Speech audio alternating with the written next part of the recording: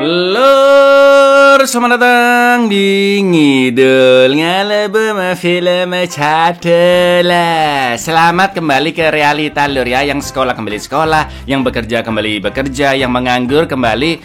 Jangan kembali menganggur dong. Tolonglah kerja yuk, bisa yuk. Zaman sekarang lagi susah lur, jadi jangan pilih-pilih kerja kalian. Nice. Balik mana ambil aku Icang dengan quotes hari ini. 3 kunci kehidupan adalah work hard, play hard, dan istirahat. Kali ini kita akan mengidul film berjudul Equilibrium tahun 2002. Bergenre action sci-fi, film yang sangat epik ini mengisahkan tentang sebuah negara totaliter yang mengatur rakyatnya dari segala aspek dengan sebuah obat yang mampu menghilangkan perasaan manusia. Namun sebenarnya terjadi pembantaian besar-besaran yang ditutupi oleh pemerintah. Seperti apakah keseruan ceritanya? Langsung aja kita ke requestan pertanyaan lutsnud dari dulurku Ahmad Haikal ya, Cak. Mau tanya apa bener kalau Ki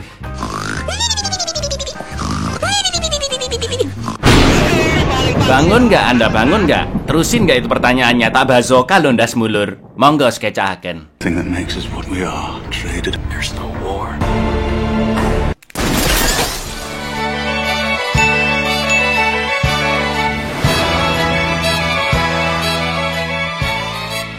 Berlatar di semesta atau dunia alternatif, Perang Dunia Ketiga telah terjadi di awal abad 21 atau di tahun 2000-an.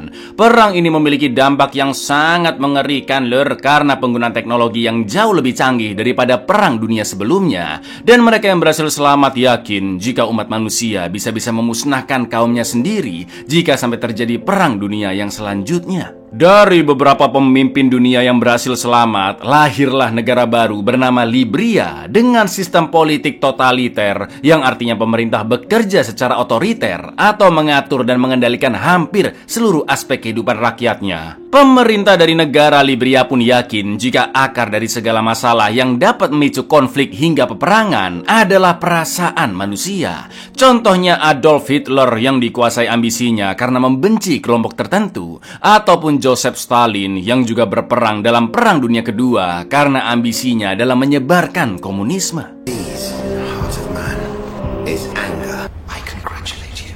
It's in the heart of man. You have survived. Just to feel again and destroy them. Maka dari itu Libria memaksa rakyatnya mengonsumsi obat bernama Prozium yang harus disuntikkan ke leher setiap hari untuk menekan perasaan rakyatnya. Rakyat Libria juga rutin menonton video propaganda dari pemimpin Libria yang disebut Father. Selain itu Libria juga memiliki satuan polisi yang dipimpin oleh sekelompok orang bernama Grammaton Clerics, atau kita sebut klerik aja ya lur ya. Mereka adalah seorang profesional yang dilatih dengan gun kata, ilmu bela diri yang menggabungkan kungfu dengan 2 pistol. Tugas klerik adalah menangkap bahkan membunuh orang-orang yang berani menyimpan semua hal tentang kesenian dan literasi, atau disebut melakukan pelanggaran akal. Benda-benda yang dilarang antara lain adalah buku, lukisan, bahkan musik. Maka dari itu arsitektur Libria menggunakan desain brutalisme yang bentuknya solid kotak-kotak dengan dominan warna abu-abu, putih, dan hitam. Sementara itu ada gerakan dari rakyat yang terus berusaha melawan pemerintah, namun mereka terus digempur oleh para klerik. Salah satunya adalah John Preston, seorang klerik dengan peringkat tertinggi, serta partnernya Errol Partridge. Dan inilah keseimbangan.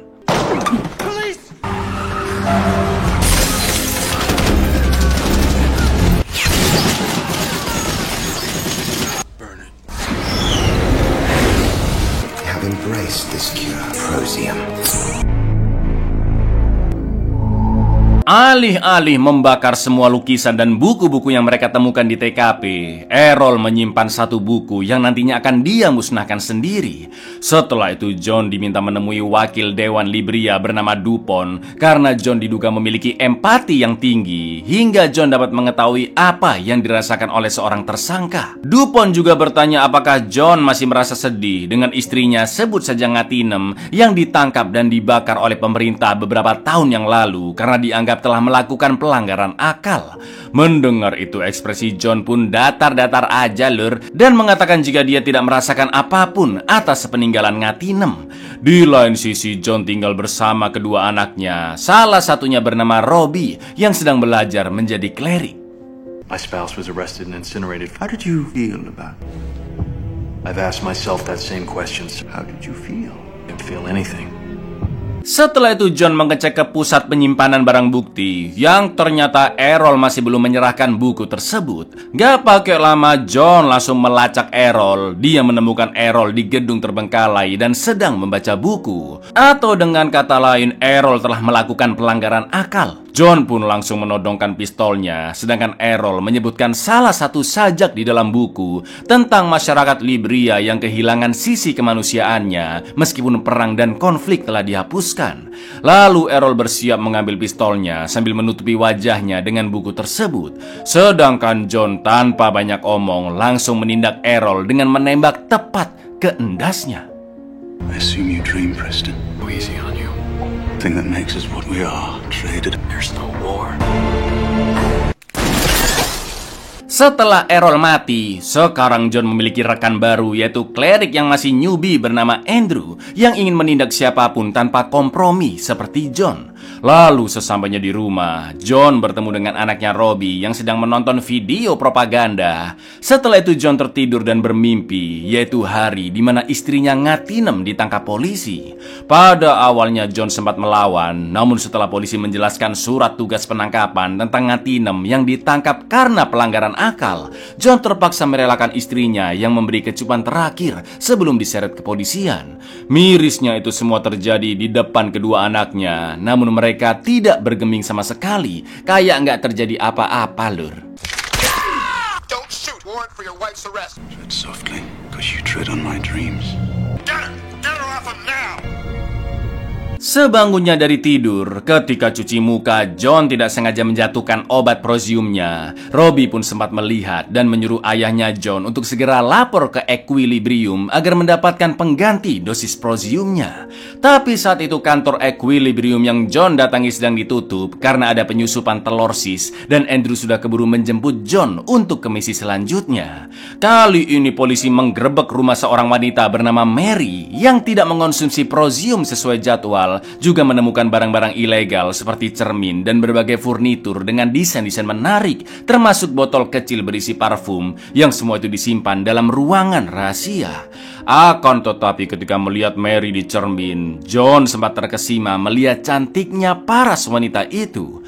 Lalu ketika Mary merebut pistol polisi, sontak John menghentikan Andrew yang akan menembak Mary karena John membutuhkan informasi darinya untuk melacak rekan-rekan Mary sesama pemberontak. Mirror's frame's illegal. Destroy it. You're gonna burn it, aren't you? Eventually.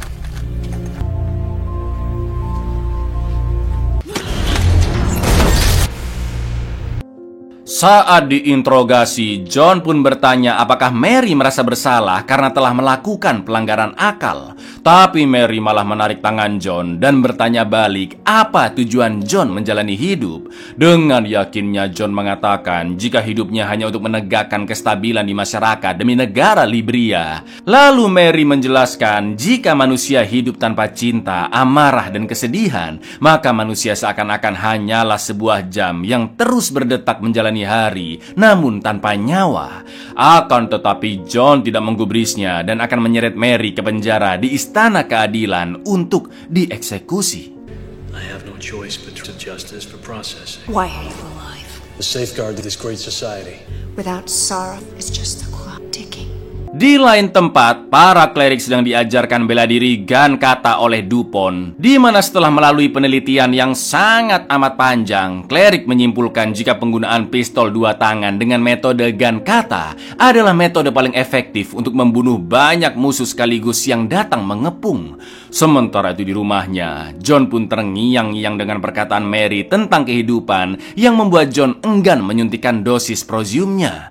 Lalu dia juga kembali bermimpi buruk, yaitu jasad Errol yang dimasukkan ke tungku kremasi. Sontak John pun terbangun dari tidurnya dan langsung mengkletak lapisan buram di jendelanya. Lalu dia begitu terpukau melihat suasana Libria di tengah hujan.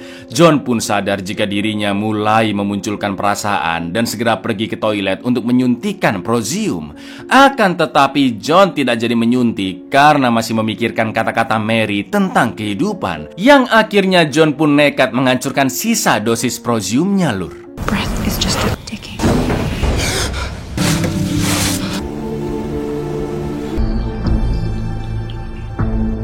In its unifying fullness, us great. Di misi selanjutnya, pasukan polisi yang dipimpin oleh John dan Andrew menghadapi kelompok musuh yang jauh lebih pro karena menggunakan senjata lengkap dan jumlahnya juga lebih banyak dari misi biasanya. Meski agak kewalahan, namun pada akhirnya pasukan polisi berhasil membunuh semua target.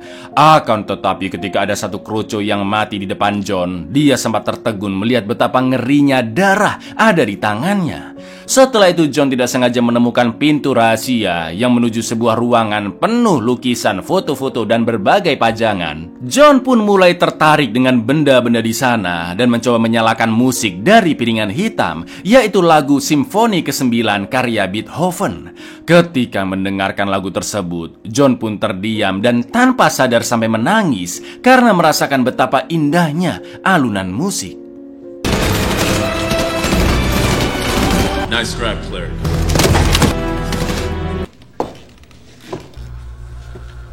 Nudwig, Beatham.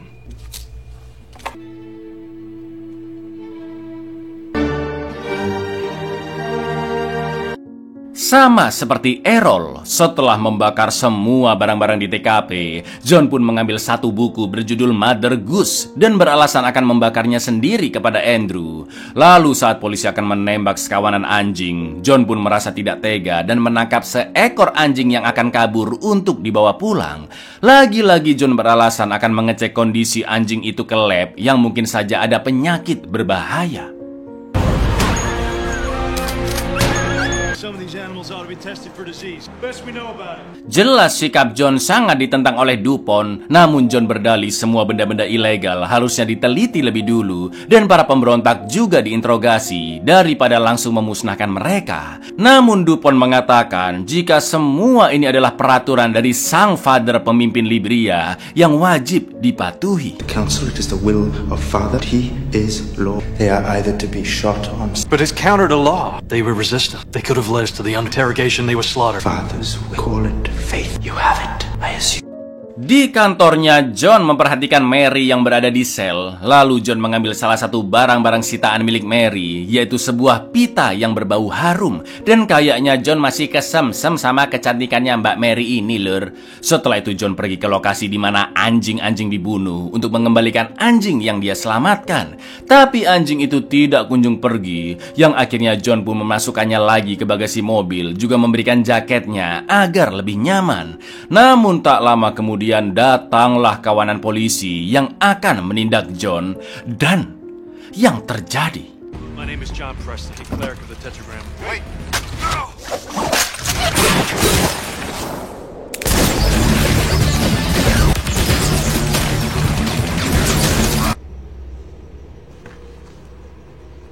Sesampainya di rumah, John menyembunyikan 2 dosis Proziumnya di belakang cermin wastafel. Lalu ketika sedang berlatih menggunakan pedang, John pun ditantang oleh partnernya Andrew yang mengendus perubahan sikap John.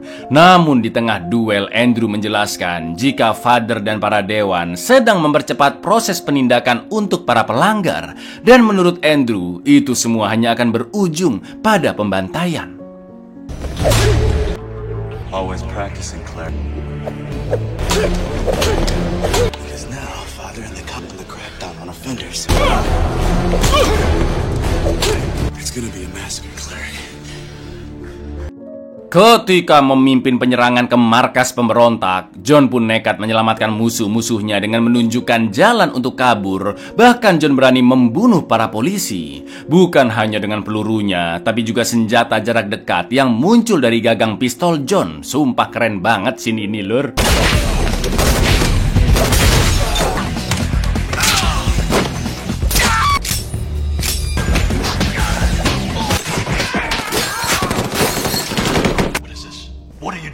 Nicely done, cleric. Sayangnya Andrew beserta timnya menemukan mereka semua dan John pun beralasan ingin menginterogasi para pemberontak itu. Namun Andrew mengatakan bahwa perintah Father adalah langsung mengeksekusi pemberontak.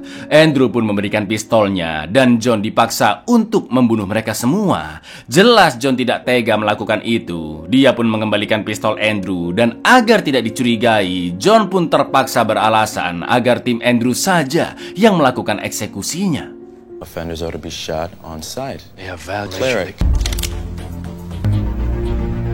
If your weapon's low, please. No.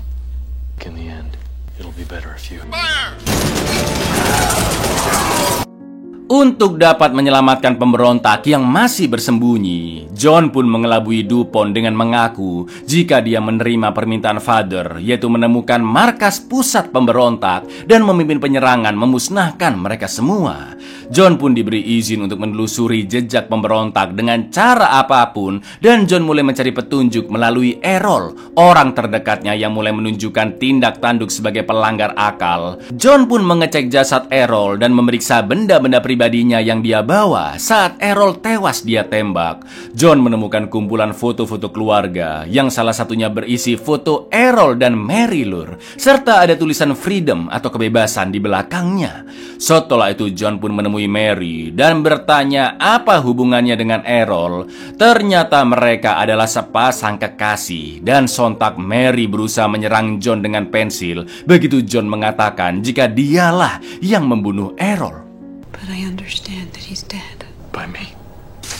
I want to know about him. I suggest you go ask. You were lovers.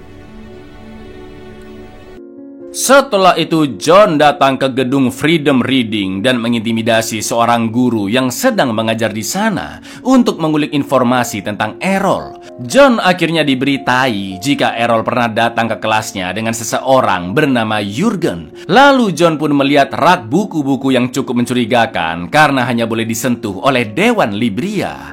John pun langsung melempar guru itu ke sana dan sesuai dugaannya rak tersebut adalah tembok yang terdapat ruang rahasia di baliknya. Dan ternyata Lur, Everything you know about Errol Poshvich should take you to the Hall of Destruction. You're an offender. No, why are you so scared of me? We've been watching you, Preston. You're Jurgen. Welcome to the underground. John pun bertemu dengan pemimpin pemberontak bernama Jurgen yang mempersilakannya ke dalam dunia bawah tanah, yaitu underground, di mana kelompok masyarakat di sana adalah manusia normal yang memiliki perasaan dan benda-benda yang dianggap ilegal oleh pemerintah Libria dijual bebas di underground. Setelah itu Jurgen meminta John menggunakan alat bernama poligraf untuk mendeteksi naik turunnya emosi manusia atas kata-kata atau sikap yang ditunjukkan orang lain. Jurgen pun menyebutkan nama Mary dan John mulai merasa gelisah karena besok Mary akan dikremasi hidup-hidup. Setelah itu Jurgen menjelaskan jika perasaan akan menimbulkan kekacauan jika dilakukan tanpa pengendalian diri. Apa yang dilakukan Libria selama ini memang telah menciptakan kedamaian, namun rakyatnya kehilangan arti kehidupan dan hanya bertingkah seperti robot yang bisa diatur semaunya. Maka dari itu satu-satunya cara untuk mengembalikan kemerdekaan adalah dengan membunuh sang father agar rakyat Libria dapat kembali bebas. Mary. She's scheduled for combustion tomorrow. What can I do? You can kill father, but without restraint, without control. Emotion is chaos. Begitu keluar dari keramaian, John pun dibawa polisi menemui Dupont yang menanyakan bagaimana progres pelacakan markas pemberontak. Karena Dupont mendapatkan info dari seseorang jika ada klerik pengkhianat yang tidak mengonsumsi prosiumnya. Dan itu artinya penyusupan kelompok pemberontak ke pemerintah sudah semakin masif, Lur.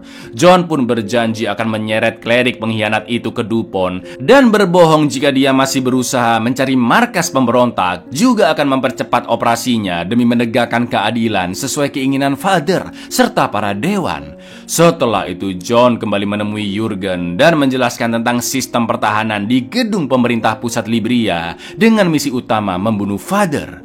John sempat merasa khawatir apakah misi ini benar-benar bisa merubah keadaan, namun Jurgen mengingatkan bahwa pemerintah pasti akan runtuh jika sang Father tewas, karena para pemberontak sudah mengatur rencana untuk menghancurkan berbagai instalasi penting di Libria seperti klinik maupun pabrik Prozium, yang mana tanpa adanya obat tersebut, masyarakat pasti akan kembali sadar dan cepat atau lambat akan membantu melawan Dewan Libria. Even if I could make it through, what guarantee is there? Larger than you could ever imagine. 50 sweepers, maybe life to fight these kind of odds, Preston. The cruelties that are all gone now. Placed by the tetragram. Will you do it? Bombs that have already been planted will be... Our cause will be won by you. Di kantornya, John masih kepikiran dengan Mary yang akan dieksekusi. Lalu dia membuka database Libria dan melihat rekaman istrinya Ngatinem ketika akan dikremasi hidup-hidup 4 tahun lalu. Karena teringat dengan sang istri, John pun nekat lari ke gedung tempat eksekusi untuk menyelamatkan Mary.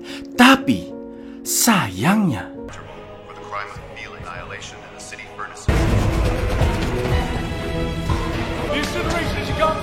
It's going through now. You're too late, sir. Cleric John Preston, you are under arrest. John sangat merasa bersalah atas kematian Mary. Namun brengkesnya Andrew yang melihat John bersedih di depan publik langsung menyeretnya menemui Dupont dan menuduh John telah memiliki perasaan sesuai bukti CCTV karena John datang saat Mary dieksekusi.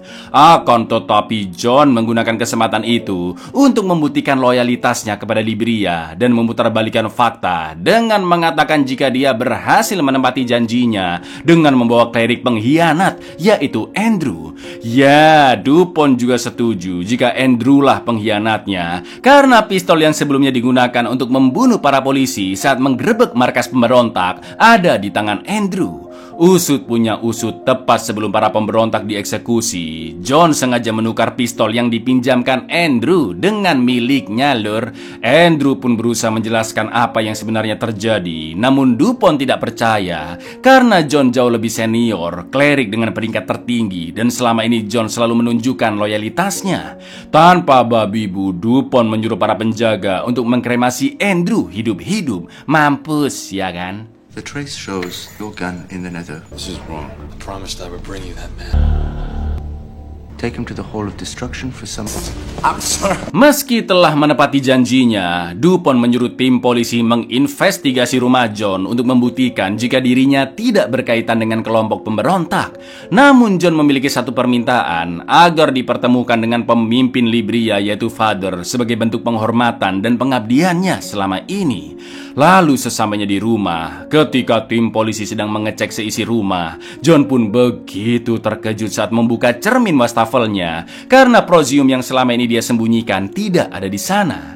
Setelah itu Robbie pun datang dan ternyata dialah yang mengambil semua Prozium itu, lur, untuk menyelamatkan ayahnya. Robbie menjelaskan jika dia dan adiknya selama ini hanya berakting seolah-olah dalam pengaruh Prozium, padahal mereka sudah berhenti mengonsumsi sejak meninggalnya sang ibu 4 tahun lalu. Alhamdulillahnya mereka sekeluarga terbukti bersih dari kelompok pemberontak dan pemerintah Libria pun semakin percaya kepada John tanpa menaruh curiga sedikit pun. Since Mom. And Lisa? Of course, if I were you, I'd be more in the future. Untuk menyelesaikan misinya dan agar bisa bertemu Father, sesuai rencana John pun menyerahkan semua petinggi kelompok pemberontak termasuk Jurgen ke Libria, dan barulah John diperbolehkan untuk bertemu Father. Namun John harus ekstra hati-hati karena dia tidak boleh membawa senjata dan ruangan Father dijaga ketat oleh sniper. Selain itu John juga akan diberi suatu ujian demi keamanan Father. Setelah menyerahkan pedang katananya ke penjaga, John mulai diberikan beberapa pertanyaan untuk membuktikan sikapnya benar-benar dalam pengaruh Prozium. Sungguh tes yang sangat-sangat sulit, lur, karena mereka menggunakan poligraf yang dapat mengukur perubahan emosi seseorang. Tapi tiba-tiba, You didn't imagine we would risk expiring. Your weapon, please. You ask him. I told you I'd make my... Ya, ternyata John lah yang sebenarnya masuk ke dalam perangkap. Father menjelaskan bahwa selama bertahun-tahun dia selalu gagal mengirim seorang klerik ke underground. Maka dari itu dia sengaja mencari seorang klerik yang terlepas dari pengaruh Prozium untuk memahami perasaan kelompok pemberontak hingga akhirnya menemukan markas pusat mereka. Sedangkan Andrew hanyalah umpan agar John merasa menang dan menyelesaikan misinya sampai menyerahkan anggota pemberontak. Kejutannya bukan hanya itu, Lur, karena ternyata selama ini orang yang berada di balik sosok Father adalah Dupont. Dia dipilih sebagai penggantinya sebab Father yang asli telah tewas bertahun-tahun lalu. My provocateur would have to think for years into the underground, undetected into their midst. That died years ago. Eternal tradition. Don't look so surprised, Preston. Why should Father be more cool? Entirely without... Itu artinya John telah memasukkan para pemberontak tepat ke kandang macan, ya kan? Gerakan jarum poligraf yang sangat bergejolak tidak bisa membohongi betapa besarnya amarah John saat ini. Hingga akhirnya jarum pun berhenti bergerak saking murkanya John. Karena tiba-tiba... Shit. Cool. Entirely without incident. I'm coming.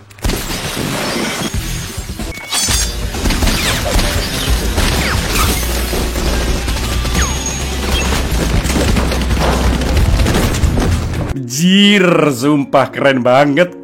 Gak kaleng-kaleng ini koreografi dan scoring musiknya, ya kan, Lur? John mampu membasmi seluruh polisi di sana dengan sangat cepat dan brutal. Setelah itu John masuk ke ruangan Dupont dan di sana terdapat Andrew yang lagi cengar-cengir di samping Dupont. John pun langsung dikepung oleh banyak klerik yang membawa pedang katana. Dan yang terjadi, Lur,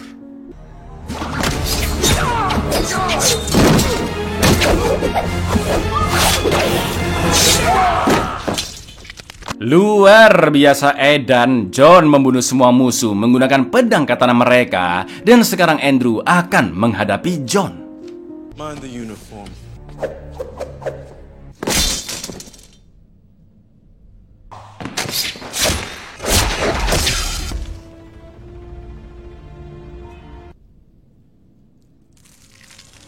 Hele, gayanya doang selama ini, ya kan? Skillnya kroco ternyata, Lur. Dan akhirnya sang pemimpin negara Libria yaitu Dupont akan berduel melawan John.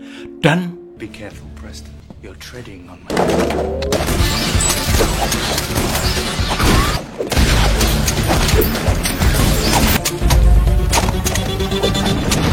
Wait! Look at me.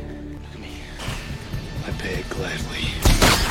akhirnya John berhasil membunuh sang pemimpin Libria. Lalu John pun masuk ke ruangan staf pengatur video propaganda yang langsung kabur saat melihat John. Dan John pun menghancurkan setiap komputer di sana untuk menghentikan semua video propaganda yang sedang ditayangkan di seluruh Libria. Destroy.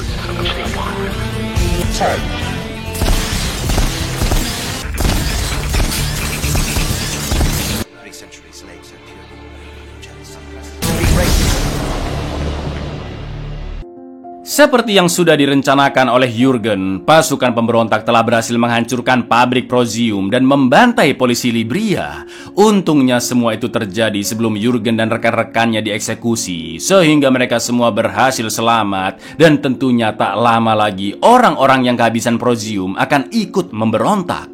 Sementara John melihat kekacauan di kota dari gedung Dupont dengan tatapan berkaca-kaca. Karena jeripayahnya memperjuangkan kebebasan akhirnya membuahkan hasil.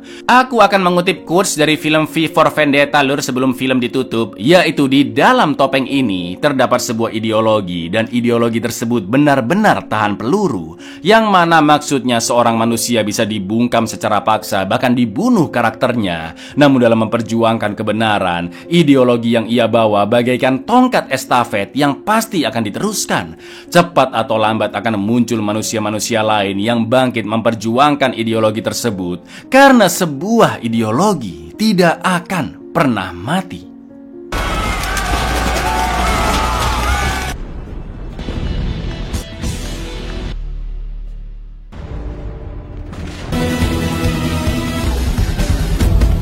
Buyar, bayangin kalau di dunia kita ini semua orangnya beneran nggak punya emosi, Lur. Coba, gimana coba? Kaki kena knalpot panas paling reaksinya cuma, au, au, au. Assalamualaikum.